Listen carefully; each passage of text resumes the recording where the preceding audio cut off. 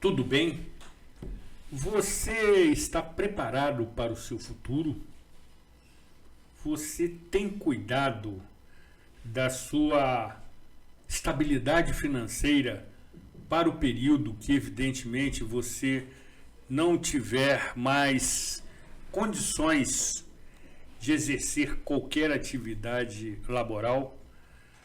Você tem pensado que futuramente você precisa ter uma segurança mínima para continuar sobrevivendo e também mantendo a sua família? E todas essas questões podem ser convergidas para a previdência social, que muitos entendem e imaginam ser uma caixa preta. Face às inúmeras e diversas notícias que dão conta, sobretudo, de fatos absolutamente, eu diria, desprezíveis ao zelo do dinheiro público. A Previdência Social é mantida pelo dinheiro público, que é de todos. Não tão somente por ser público, mas é de todos. E a Previdência Social tem sido vítima de administrações, eu diria, de maneira muito comedida, incompetentes. Entretanto, o sistema da Previdência Social, ele garante, desde que as questões que são exigidas pela legislação seja cumprida, um mínimo de tranquilidade para você que, evidentemente, já começa a pensar nesse período. É um sistema sofisticado que exige entendimento e, sobretudo, competência e conhecimento para tratar dessa questão. E o programa Cidade Real, entendendo que este tema precisa ser abordado com profundidade, com conhecimento de causa e com competência, terá a honra, a satisfação e o privilégio de conversar com um especialista no tema, que durante 38 anos da sua vida profissional exerceu suas atividades na Previdência Social, no INSS, como também tem sido professor em várias instituições de ensino, destacando-se a sua brilhante trajetória na Universidade Cândido Mendes durante 20 anos, na condição de professor de Direito Tributário, ou seja, reúne todas as credenciais para tratar desse tema que não é simples, é complexo, mas tem explicação. Tem, sobretudo, orientação e informação com utilidade pública, que é a missão do programa Cidade Real. Aqui, Zuri Maurer, na edição de número 908 do programa Cidade Real, com operação técnica sem dor, hein? Da criativa e talentosa Luana Nogueira, neste dia 25 de agosto de 2025.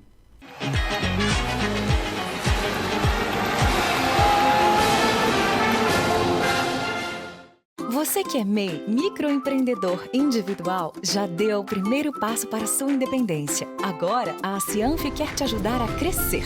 Aqui você tem o nosso apoio desde a abertura e em todas as etapas. São muitos serviços disponíveis para você. Emissão de boleto DAS, emissão de nota fiscal, desconto em plano de saúde, consultoria jurídica e contábil e muitos outros. Procure a Cianf e saiba mais. A Cianf, a casa do MEI. Somos mais do que uma empresa de transporte. Somos parte da história da cidade. Com um olhar para o passado, reinventamos o futuro, reforçando laços e gerando a sensação única de pertencimento à Nova Friburgo.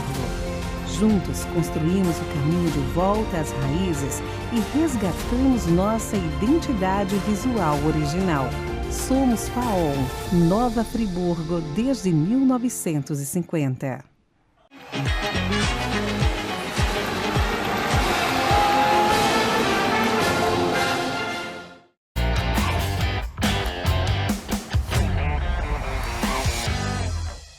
Senhoras telespectadoras, senhores telespectadores, não há noticiário que não deixe de falar sobre tarifaços. É a palavra do momento. Ocorre que a China comprou um carregamento de soja da Argentina e, usando uma tecnologia muito moderna, analisou o DNA daquela soja e concluiu que a soja não era produzida na Argentina, mas produzida em terras da América do Norte. Conclusão, mandou voltar para a Argentina todo o carregamento de soja e aumentou a compra da soja brasileira. Como se vê, há uma tendência do ser humano de lidar com os problemas de várias maneiras, até tentando contornar o problema de maneira muito sutil. Nessa, os americanos deixaram de vender indiretamente a sua soja para a China. Mas há uma outra questão mais complexa que não podemos ainda afirmar como absolutamente verdadeira, mas é, quando muito, curiosa. Sempre soubemos que a Argentina corresponde a um país altamente consumidor de carne bovina. É um churrasco diário. Acontece que no momento em que nós estamos vivendo, os argentinos estão passando a comer a menor quantidade de carne bovina per capita. E, ao mesmo tempo, e de modo curioso, os argentinos estão comprando em grande quantidade a carne brasileira. Vale a reflexão. Será que os argentinos estão querendo fazer com a carne brasileira a mesma coisa que os americanos queriam fazer com a soja americana? Arranjar um intermediário que faça fluir o comércio? Se isto for provado, vai ser muito interessante a discussão nos bastidores e nos meios de comunicação. De um lado, taxação rigorosa, e de outro, esperteza típica do povo latino.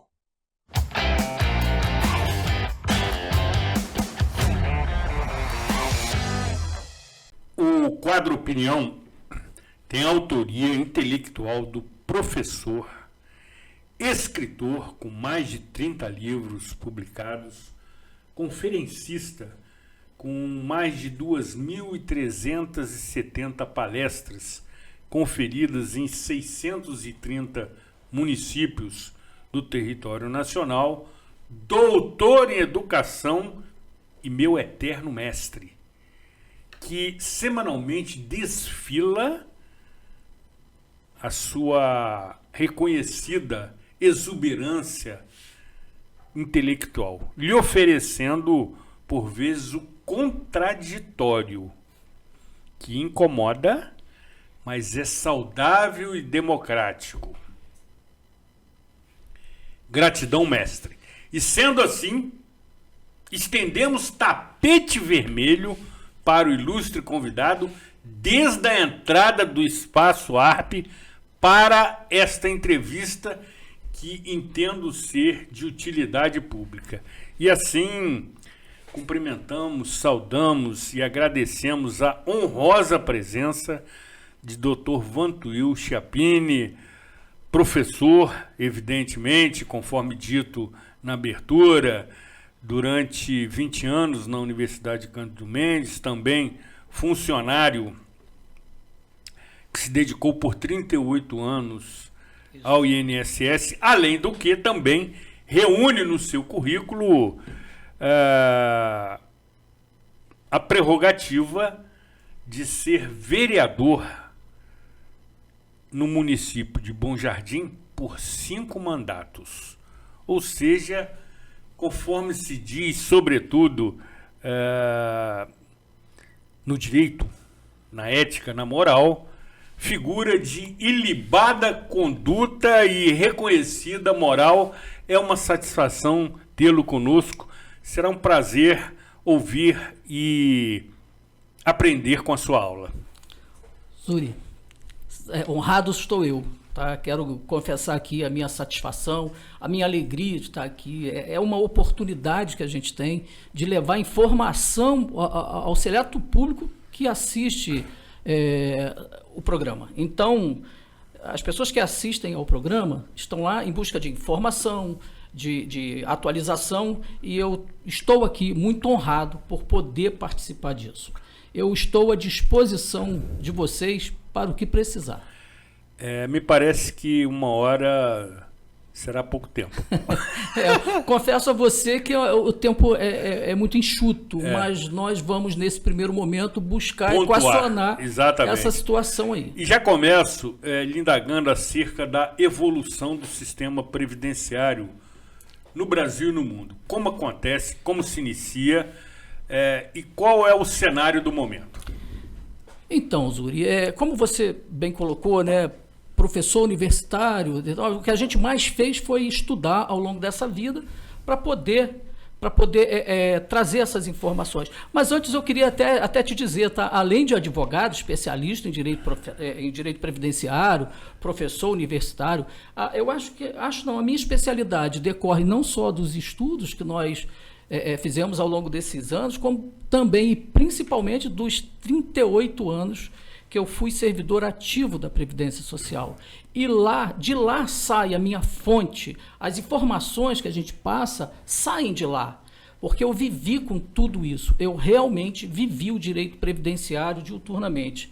Então eu sou advogado, um especialista em direito previdenciário, fui servidor durante esses 38 anos no INSS, realmente eu estou no exercício do meu honroso 5º mandato, na minha querida cidade de Bom Jardim, aliás, a cidade do Társilo também, exatamente, que esteve aqui, né, grande amigo, no programa 307, o meu irmão, o Társilo, o doutor Társilo é uma figura especial, enfim, e além disso eu tenho a minha vida, né, privada, e eu sou casado com Luciana Rebouças, sou pai do Rafael Chiappini, enfim, esse sou eu.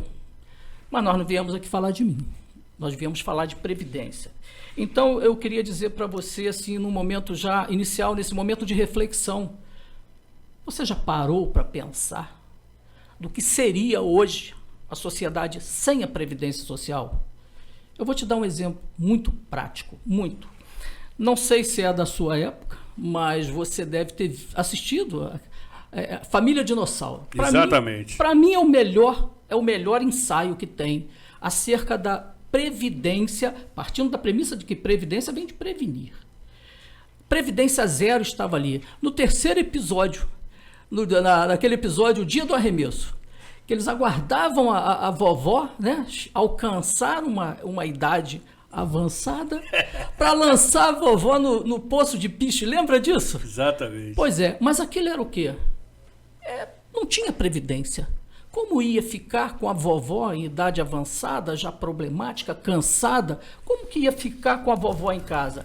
Então, eu entendo que esse momento a gente pode definir. Olha, Previdência Zero, lança a vovó no poço.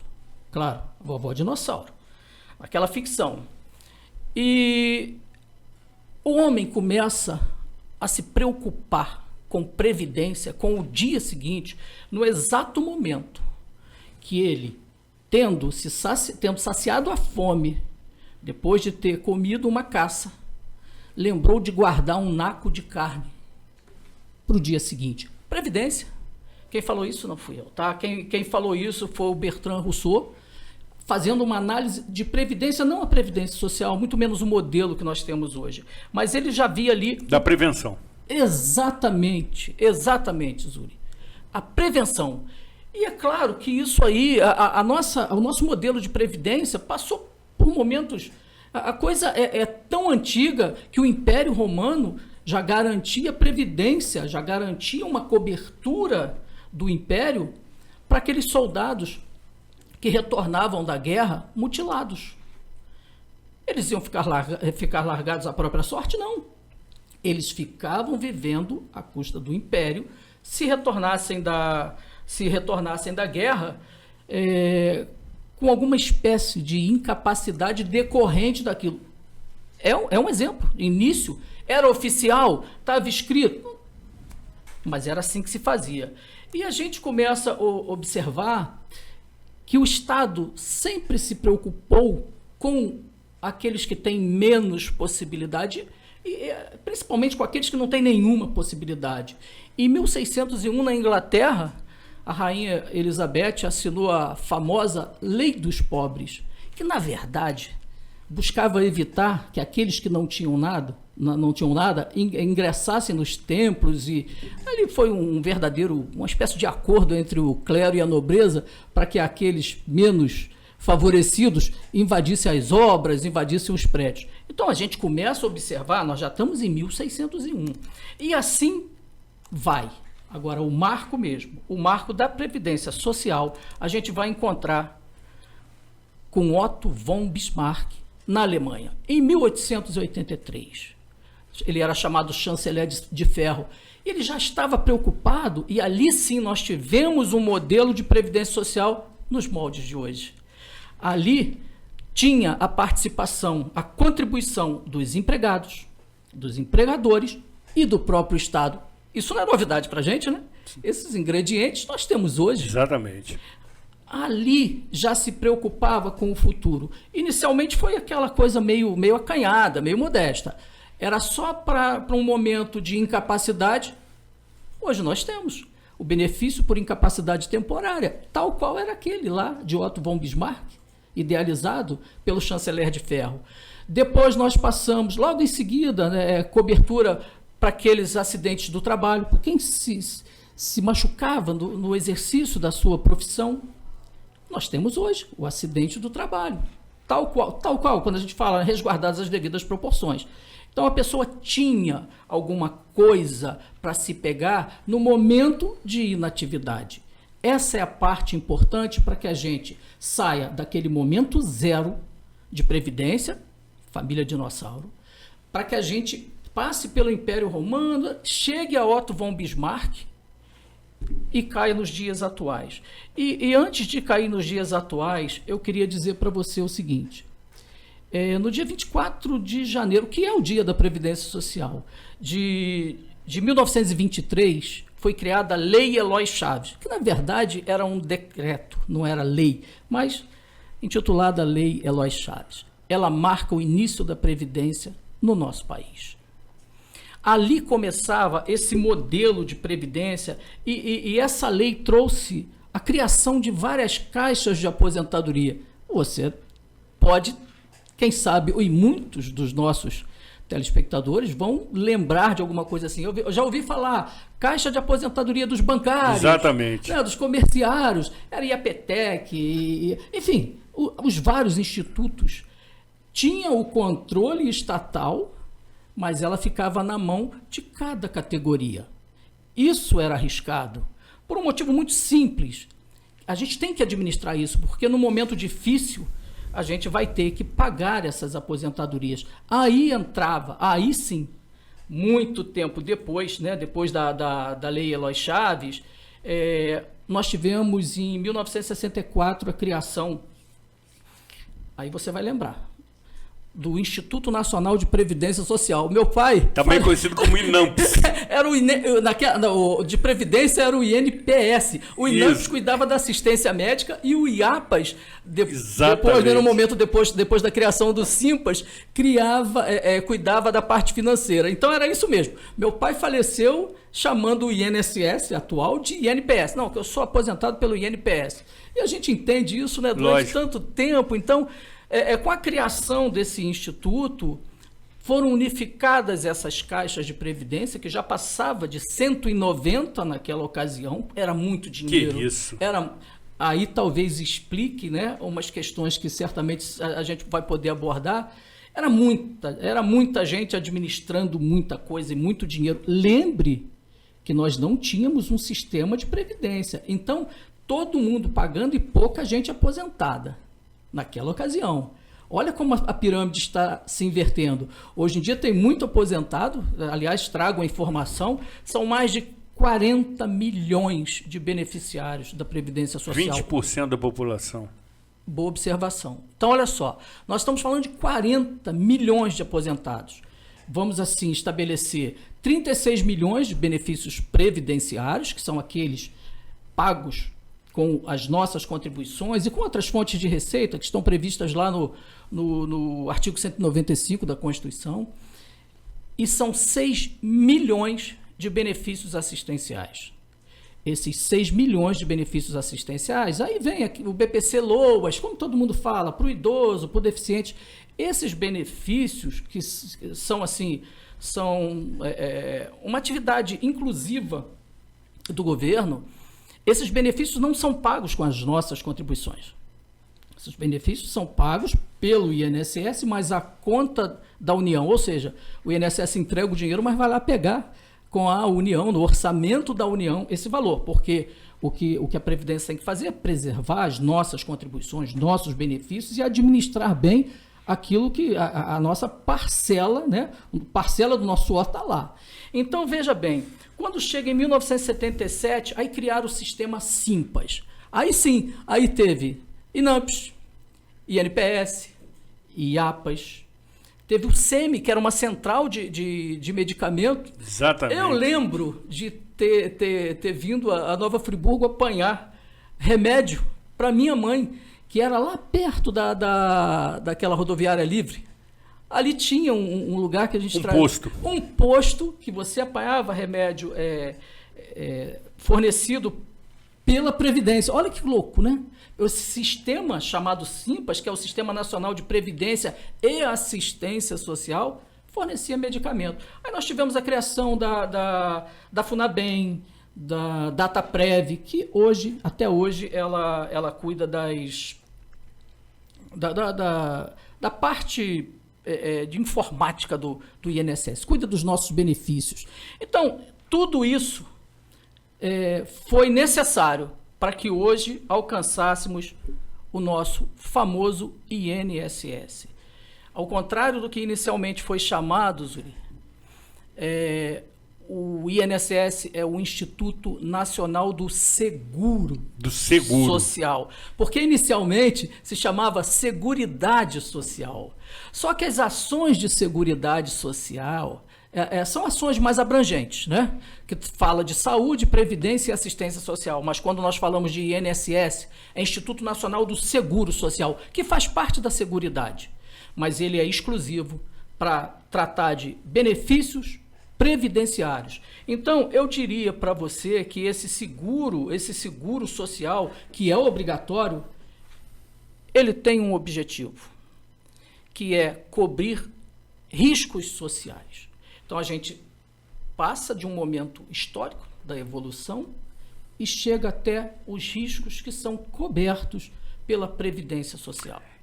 E quais são os benefícios previdenciários? Quais são aqueles que compõem, digamos, essa cesta de benefícios que são oferecidos no que se refere, sobretudo, ao seguro social?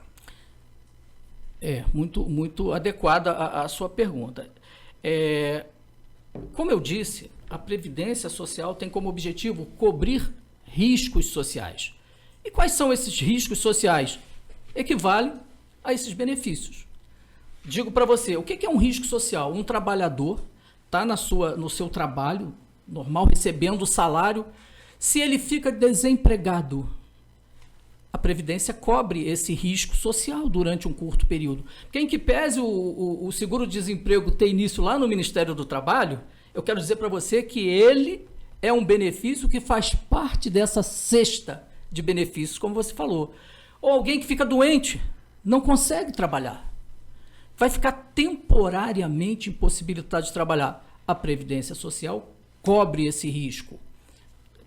Concede, né? Na verdade não é concede, reconhece o direito do segurado, porque esse direito não é da Previdência, esse dinheiro não é da Previdência, esse dinheiro é nosso. É público. E por ser público é de todos. Exatamente. Na fase inicial aí no seu editorial, eu gostaria até de te parabenizar pela ideia de público.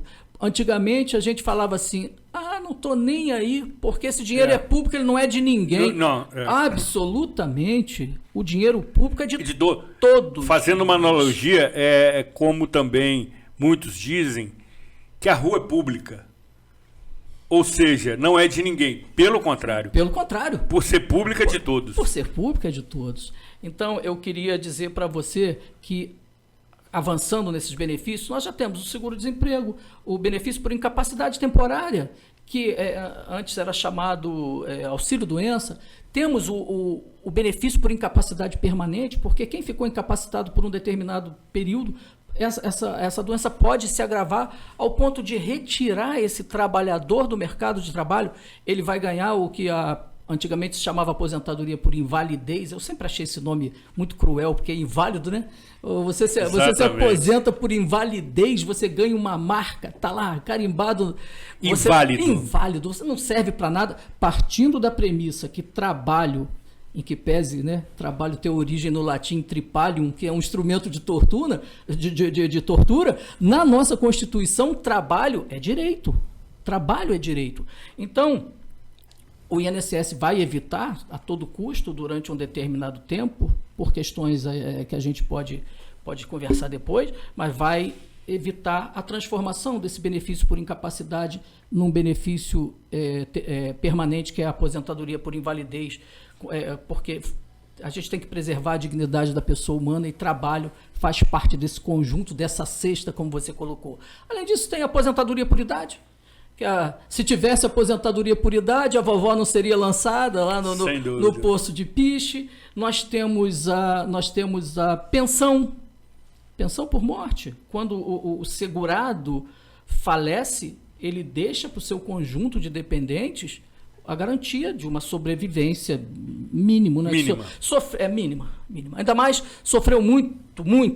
A pensão por morte sofreu um efeito catastrófico com a emenda constitucional número 103.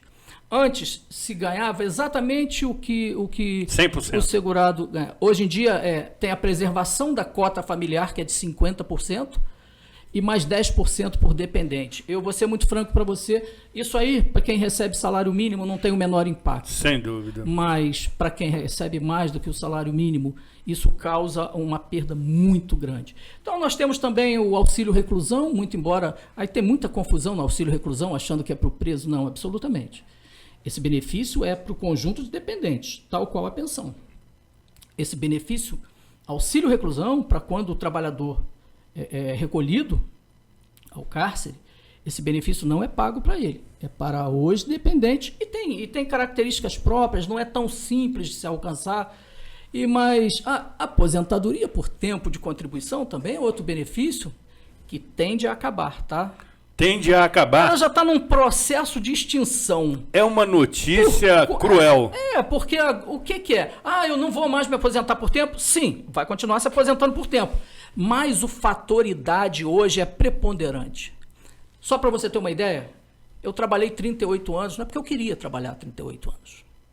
É porque eu não tinha idade mínima para poder passar para a inatividade. Então, eu permaneci, tá? Exerci minhas atividades com muito orgulho até o dia da minha aposentadoria. Mas eu poderia ter me aposentado muito antes.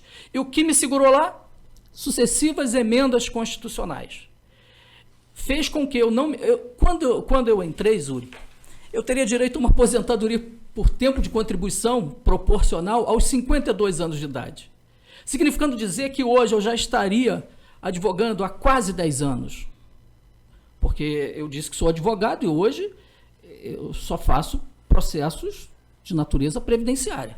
Eu não faço outra coisa. Então eu me mantive na advocacia, né? Porque em razão do impedimento eu não podia e não exercia advocacia previdenciária durante quase 10 anos.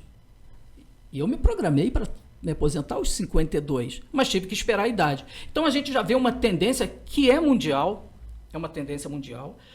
o aumento progressivo dessa idade, significando dizer que mesmo que você tenha uma aposentadoria daqui a pouquíssimo tempo, Zuri, para o homem, se ele não tiver 40 anos de tempo de contribuição, ele não vai alcançar os 100%. Isso, talvez numa próxima oportunidade, onde a gente possa expor, sem dúvida, pode expor um quadro, ele não vai alcançar 100%, porque o sistema está empurrando para que o indivíduo permaneça contribuindo e não recebendo. Se você está trabalhando, contribuindo e não está recebendo, esse dinheiro tende... isso é uma equação muito louca, né? Por conta do nosso sistema de previdência, tem o princípio da solidariedade. Também tem muita gente que paga durante muito tempo, falece e não deixa nada para ninguém. É claro, a Previdência teve lucro. Meu pai perguntava se a Previdência teria lucro. Aí eu explicava a ele, pai, olha só, nós estamos aqui, as nossas questões são de cunho social, então a gente não tem que ter lucro ou deixa de ter. Ele mesmo foi um que, se fosse contabilizar, teria dado um prejuízo enorme à Previdência, porque ele se aposentou o quê? Com menos de 60 anos, recebeu até os 90. Graças a Deus por isso, minha mãe na mesma linha, enfim, é muito complexo você querer equacionar isso com matemática simples, tá, Zuri? Mas a tendência é realmente da aposentadoria por tempo, a pura, igual aquela que tinha no passado. Raiz. A raiz. Aposentadoria raiz. Eu contribuía durante 35 anos, saí aposentado independentemente da idade. A tendência é acabar. E falei da aposentadoria por idade, eu acho que eu falei de todos. O salário maternidade também, tem o salário maternidade. Essa cesta é muito grande.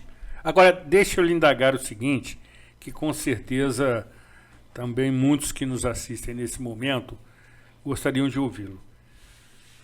E aquele cidadão que não tem, evidentemente, essa contribuição patronal através de uma relação de contrato de trabalho. Ou seja, aquele cidadão que não tem qualquer amparo legal.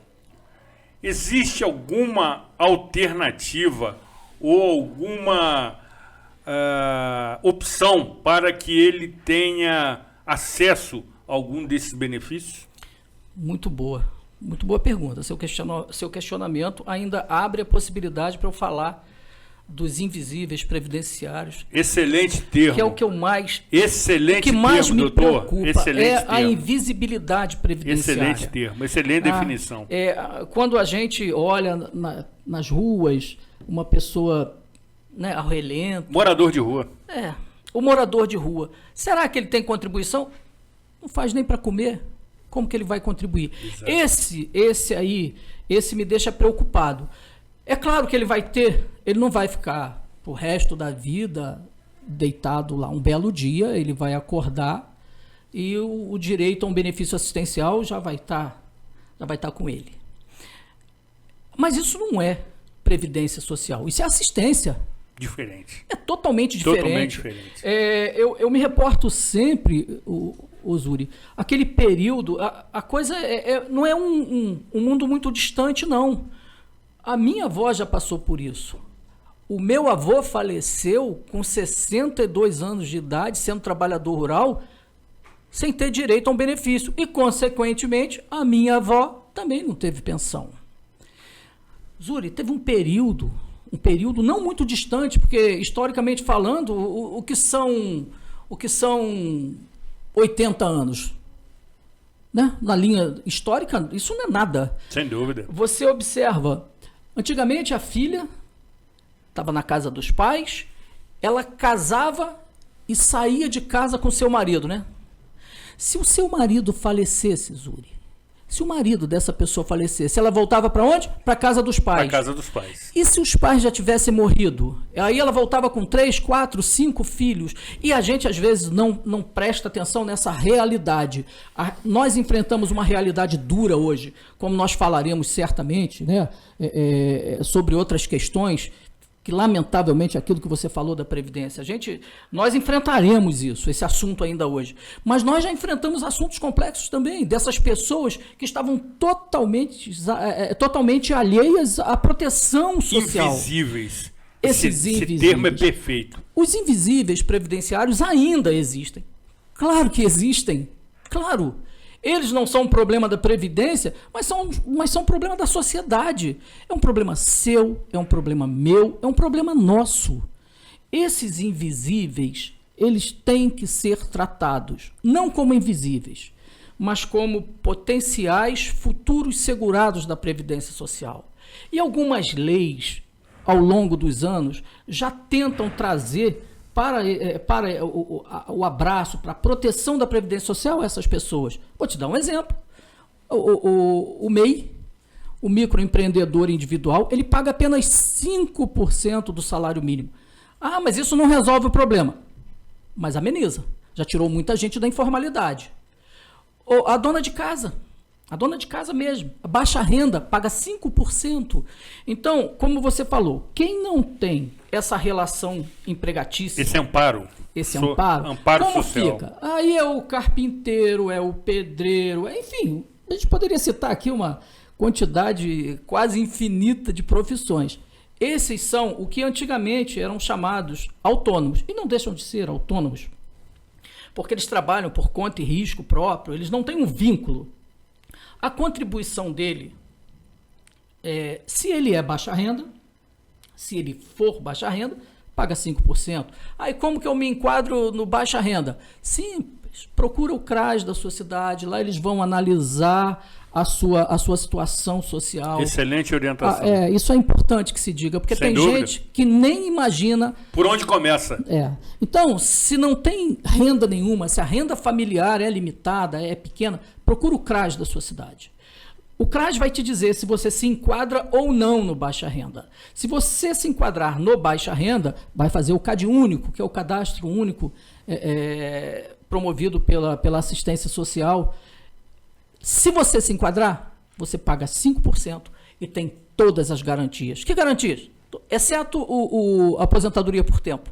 Mas se morrer, deixa pensão, se ficar doente, recebe o antigo auxílio-doença. Enfim, você tem a proteção. Salário maternidade, tem direito. Ah, mas eu não me enquadro. Ainda tem uma segunda opção, que não é aquele pagamento de 20%. Eu vou ser muito franco para você. É caro. É caro, Zuri.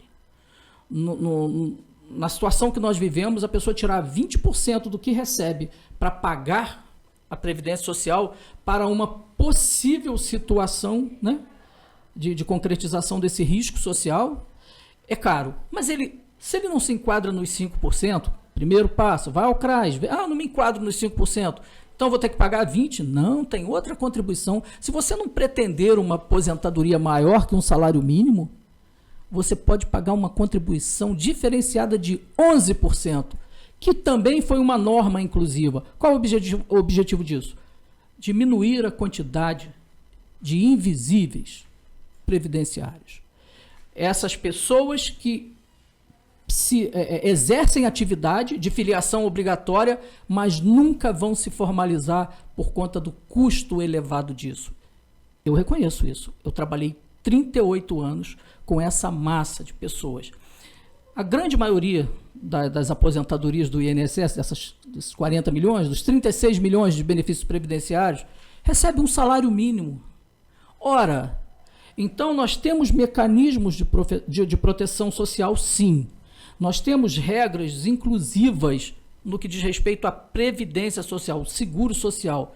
Só que a gente sabe que isso não é tão barato, mas existem essas alternativas para que a gente diminua o número desses invisíveis, porque a permanecer esse estado de coisa, com essa quantidade de invisíveis, isso vai refletir, vai impactar a assistência social. Aí sim, assistência social, tendo que pagar assistência, menos saúde, menos educação. E aí, doutor, encerrando esse bloco, se torna um caso de saúde pública, no meu entendimento.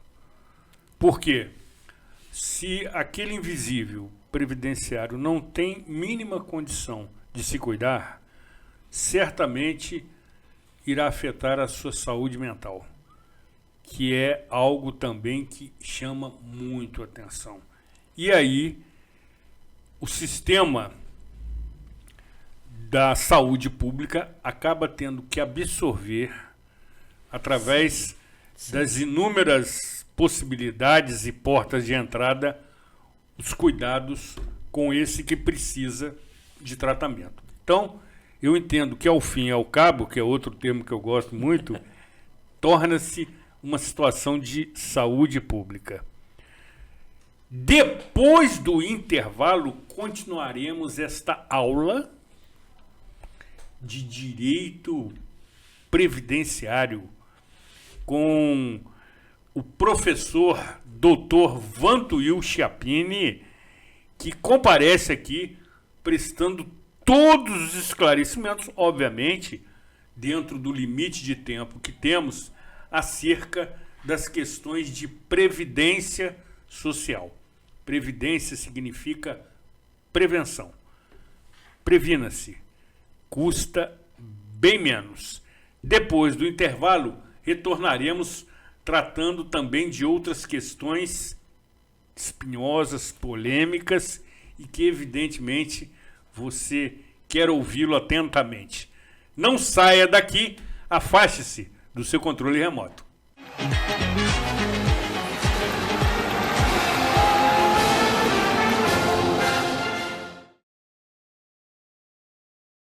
Você que é MEI, microempreendedor individual, já deu o primeiro passo para a sua independência. Agora, a Cianf quer te ajudar a crescer. Aqui você tem o nosso apoio desde a abertura e em todas as etapas. São muitos serviços disponíveis para você. Emissão de boleto DAS, emissão de nota fiscal, desconto em plano de saúde, consultoria jurídica e contábil e muitos outros. Procure a Cianf e saiba mais. A Cianf, a casa do MEI. Somos mais do que uma empresa de transporte. Somos parte da história da cidade. Com um olhar para o passado, reinventamos o futuro, reforçando laços e gerando a sensação única de pertencimento à Nova Friburgo. Juntos, construímos o caminho de volta às raízes e resgatamos nossa identidade visual original. Somos FAOL, Nova Friburgo, desde 1950.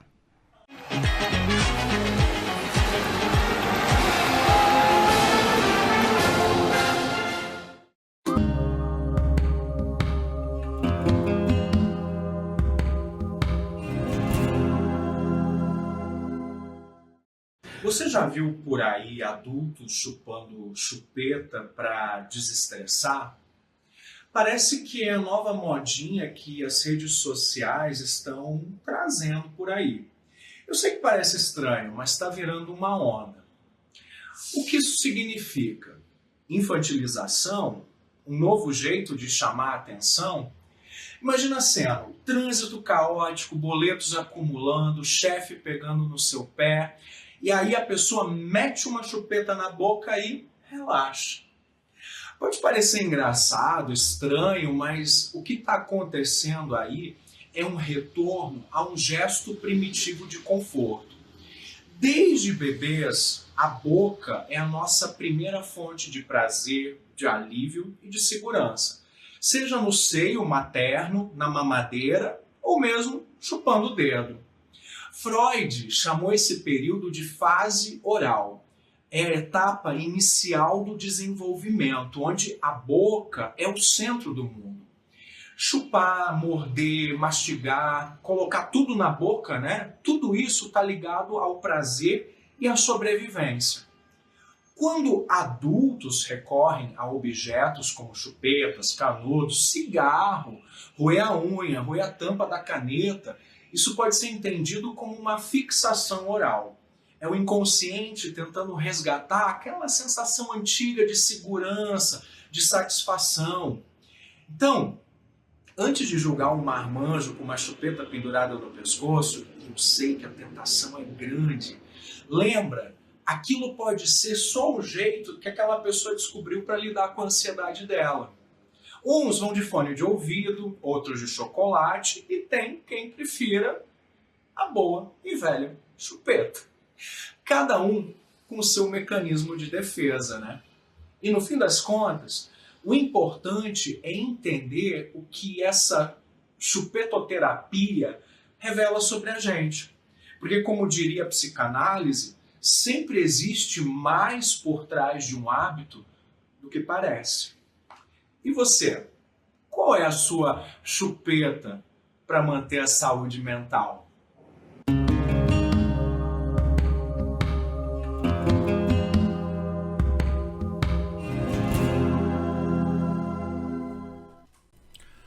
O quadro saúde mental, você já sabe disso. Tem a autoria intelectual do psicanalista, teólogo e balsâmico pastor da Igreja Luterana, Gerson Acker, meu amigo pessoal, que aqui também semanalmente desfila o seu talento, lhe oferecendo reflexões absolutamente contemporâneas para a sua reflexão, abordando, por exemplo, neste quadro, o que ele, de maneira muito perspicaz, chama de chupeta-terapia. E, evidentemente, tem que ser entendido dessa forma. Uma vez que você sabe que aquilo que o cérebro não trata, que a mente não trata, o corpo transforma em doença. Gratidão, meu grande amigo, pastor Gerson, é uma satisfação ouvi-lo. Na sequência, Dr. Vantuil, e já começamos a caminhar para a reta final do programa, evidentemente que o tempo é exíguo, face à pluralidade das questões e, sobretudo, a sua competência acumulada ao longo de quase 40 anos de previdência social. Mas eu tenho que colocar sobre a mesa um tema que incomoda todos nós, cidadãos do bem. Uma vez que, conforme eu digo e disse, por ser público, o dinheiro é de todos. O dinheiro é público, ok, mas é de todos. E aí, nós observamos inúmeros episódios que revelam corrupção no sistema. Desvio de verba, apropriação indébita, negociações, sobretudo, lesivas ao sistema, através dos famigerados empréstimos consignados. Ou seja, este cenário, ele tem comprometido o sistema? Então, Zuri, é uma questão que poucos gostam de enfrentar, mas eu não tenho o menor medo de enfrentar o tema por uma questão simples. Sim, ele abala o sistema. Quebrar, não. Nunca. Nunca? Nunca. Nunca, porque nós vamos pagar a conta. Seja ela a conta que for. Não existe almoço grátis, doutor? Não existe almoço grátis, mas todo mundo vai pagar essa conta. Quando a gente observa as sucessivas reformas, eu fui afetado por 4 reformas da Previdência. Eu fui afetado por 4. Eu paguei essa conta. Quando me mantiveram mais 8 anos no sistema previdenciário, eu estava pagando essa conta. O artigo 195 da Constituição traz as fontes de receita da Previdência. Isso é assustador. Tudo que se faz nesse país tem Previdência. Você trabalhou, parte do seu salário vai para a Previdência. O empregador tem que dar a parte dele, o Estado tem que dar a parte dele. A sociedade atualmente, porque foi o terceiro elemento, o quarto elemento, lembra lá do Otto von Bismarck? Estado, empregador e empregado. Agora a sociedade também paga. O que se comercializa, parte do que a gente gera de riqueza nesse país, vai para a Previdência. Então, por que não quebra? Não quebra porque vai ser só aumentar. Mas a gente não tem que aumentar. Um verdadeiro absurdo, quando se aumentou a idade da aposentadoria da mulher de 60 para 62 anos. Você já parou para imaginar a quantidade de mulheres que estavam prestes a se aposentar? Ah, mas teve um sistema evolutivo, porque foi uma regra nova. Sim, mas 6 meses a cada ano, porque começou com 60 anos e 6 meses, 61 e meio, hoje 62. Essa mulher já era para estar aposentada há 2 anos. Está pagando a conta e não percebeu. Então, assim, eu não vejo a possibilidade. Eu vou enfrentar essa temática mas com muita tranquilidade, porque isso é assim desde que a Previdência começou. Então, eu não vejo essa possibilidade. Por quê? Porque a sociedade vai pagar essa conta, como já está pagando, sem perceber. E é claro, quando a gente fala de fraude, eu queria te dizer o seguinte, até para que a gente fique mais tranquilo. Elas acabaram? Não, claro que não. Nós estamos lidando com seres humanos. São servidores. Olha, é uma minoria que você não tem noção. É ínfima. Mas é claro que um lá fazendo alguma coisa ruim acaba respingando na categoria a quem eu levo, a quem eu mando o meu abraço. Servidor público não é aquele parasita que se imagina, não. Servidor público é um elemento essencial para colocar a máquina funcionando. A máquina só permanece funcionando se tiver um servidor público. Agora, lamentavelmente, nós temos alguns elementos que esquecem a sua missão e vão fazer coisas erradas. Mas essas fraudes diminuíram muito. Muito. Zuri, eu lembro que em 1992, se eu não me engano, eu participei de um grupo de trabalho onde, de uma vez só, nós conseguimos cancelar 14 mil aposentadorias indevidas. Era um grupo de trabalho grande. 14 mil naquela ocasião. Então, olha só, mas isso era a ponta do iceberg. Na verdade, isso era muito maior. E hoje, o sistema é tão controlado que é praticamente impossível. É praticamente, eu não disse que é impossível. Então, essas fraudes, realmente, elas abalam o sistema, mas não quebram. Eu me recuso a acreditar e jamais vou professar a quebra da Previdência, tá? Então, esse é um aspecto. O aspecto das fraudes que causariam um rombo. Sim, o rombo é uma conta de chegada que os técnicos chegam para lá, chegam para cá e vão acabar solucionando isso. Vão equacionar de alguma forma, mesmo que seja matemática apenas, mas vão equacionar. E o rombo da Previdência é muito bom porque dá discurso, né? Da plataforma. Sem dúvida. Da palanque. Palanque eleitoral. Então, eu sou técnico. A minha visão é técnica. Eu não vejo essa possibilidade. Eu sou um ferrenho defensor do sistema público de previdência. Sei que às vezes parece que não é sustentável, mas é por conta dessas várias fontes de receita que eu te falei do artigo 195 da Constituição. Esse é um aspecto. Agora, além dessas fraudes que atingem todos os contribuintes, todo o sistema, toda a sociedade, nós temos esse novo ingrediente que você trouxe aí, que é essa questão das fraudes no consignado. Exatamente. Inicialmente, essas fraudes atingiram apenas cada um elemento isoladamente. Se você tem uma aposentadoria e tem desconto indevido, você, nesse primeiro momento da identificação das fraudes, nesse primeiro momento, você foi o único atingido. Agora, a partir do momento em que o INSS assume a responsabilidade, até porque tem responsabilidade, quem administra os registros, os dados, hoje elevados ao status de direito constitucional, a preservação, a proteção desses dados, hoje está lá na Constituição. Pode ver que ele foi inserido lá no finalzinho do artigo 5º. Então, ao ganhar esse status de um direito constitucional, o INSS que está com os meus dados, então ele tem que protegê-los. Se ele deixou vazar, ele é o responsável. Eu entendo, com todo respeito a quem entende de maneira diversa, que numa ação para restituição desses valores deve figurar no polo passivo tanto a empresa, a instituição que fez esse consignado, como o INSS também. Porque ele tem responsabilidade, sim. Porque a guarda dos dados está com o INSS. É claro... Proteção do sistema. Proteção. E infelizmente, apesar dos avanços, o sistema ainda é falho. E essas falhas têm que ser de responsabilidade do próprio INSS, não só da instituição financeira.